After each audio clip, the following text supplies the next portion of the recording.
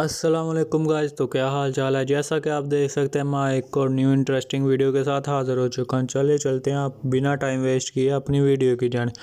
आपने सिंपली आज की वीडियो में आपको बताऊंगा कि आप कैसे IMEI नंबर सीख वे देख सकते हैं। सब कुछ आपको मैं A से Z डिटेल्स बताऊँगा। आपने सिंपली इधर पहले जाना है फ़ोन पर जहाँ से आप कॉल्स करते हैं।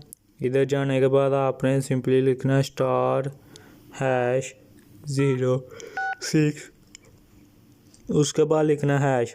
जैसे आप लिखेंगे आपके सामने IMEI नंबर आ जाएगा।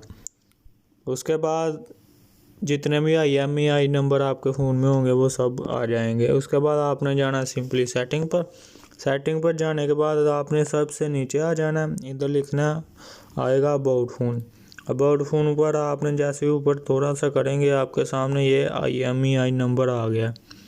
कुछ फ़ोन में ऐसे भी आ जाता है, आप सिंपली नहीं आएगा तो आप इधर से सर्च भी कर सकते हैं IMEI नंबर। ये देख सकते हैं, इधर मैं क्लिक करता हूँ ये नीचे आ गया। आप सिंपली ऐसे सर्च भी कर सकते हैं। वीडियो देखने का शुक्रिया। चैनल को सब्सक्राइब कीजिएगा। अल्लाह हाफिज़।